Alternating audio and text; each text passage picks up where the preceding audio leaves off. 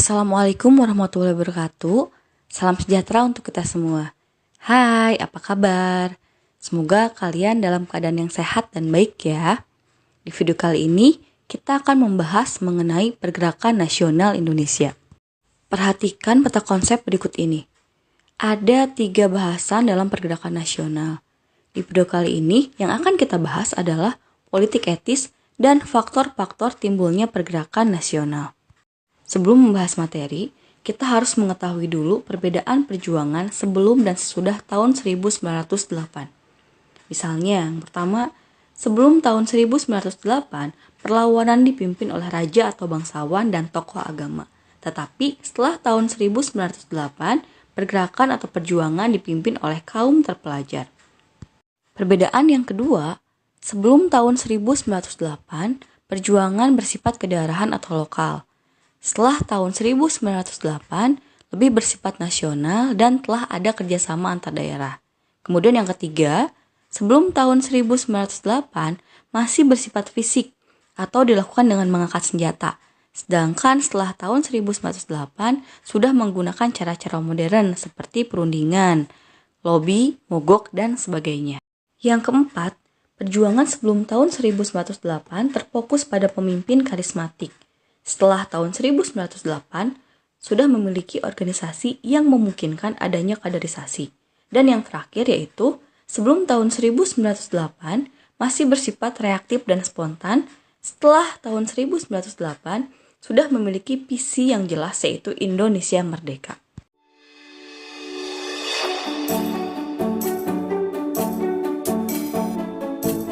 Politik etis muncul akibat Belanda mendapatkan banyak kritikan setelah mengeluarkan kebijakan Kultus Stelsel yang menyengsarakan kaum pribumi. Kemudian, tokoh Belanda yang bernama Van de Penter mengemukakan sebuah politik yang bernama politik etis dengan tujuan untuk perbaikan kesejahteraan penduduk melalui berbagai kehidupan.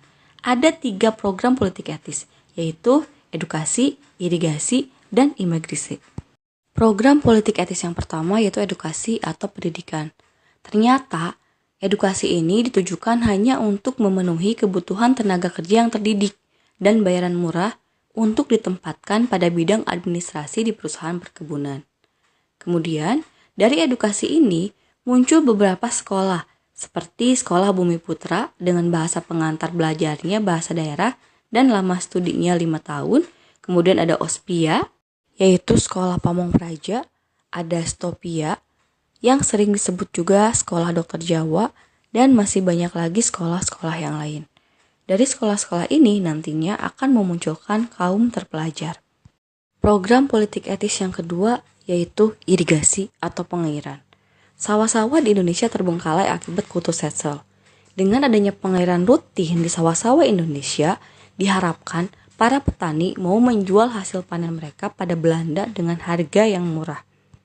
Program politik etis yang ketiga atau yang terakhir adalah emigrasi atau perpindahan penduduk. Pulau Jawa merupakan pulau dengan penduduk yang jumlahnya padat. Dan Belanda membutuhkan tenaga kerja di beberapa daerah koloni Belanda. Sehingga beberapa masyarakat di Pulau Jawa harus mau dipindahkan ke Sumatera, Kalimantan, bahkan Suriname untuk bekerja di perusahaan perkebunan milik Belanda. Pembahasan berikutnya yaitu mengenai latar belakang munculnya masa pergerakan nasional di Indonesia. Ada 2 faktor, yaitu faktor internal dan eksternal. Yang menjadi faktor internal adalah, yang pertama, penderitaan rakyat akibat kebijakan kolonial seperti Kultus Stelsel yang membuat rakyat menderita.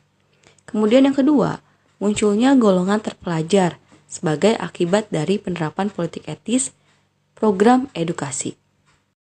Yang ketiga, adanya perkembangan media komunikasi dan transportasi yang memudahkan koordinasi antar wilayah. Yang keempat, rindu terhadap kejayaan masa lampau Indonesia yang gemilang, seperti pada masa Kerajaan Sriwijaya dan Majapahit. Yang kelima dan terakhir, yaitu timbulnya kesadaran untuk bersatu. Sedangkan faktor eksternal yang menjadi latar belakang munculnya masa pergerakan nasional Indonesia yang pertama yaitu kemenangan Jepang atas Rusia pada tahun 1905. Jepang merupakan negara Asia dan itu dapat memotivasi bangsa Indonesia untuk melawan kolonialisme. Yang kedua, berkembangnya gerakan nasionalisme di negara-negara Asia dan Afrika.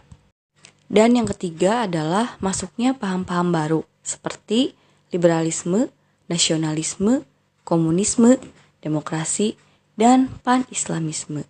Paham-paham baru tersebut dapat menjadi faktor yang menyebabkan bangsa Indonesia mengalami masa pergerakan nasional. Setelah kalian menyimak materi mengenai politik etis dan faktor-faktor pergerakan nasional, dapatkah kalian menjelaskan hubungan antara politik etis dengan lahirnya pergerakan nasional di Indonesia? Silahkan jawab pertanyaan ini di kolom komentar ya. Sekian pembahasan kita kali ini. Terima kasih sudah menyimak. Sampai ketemu lagi di video berikutnya dengan materi yang baru. Jangan lupa like, subscribe, share, dan komen.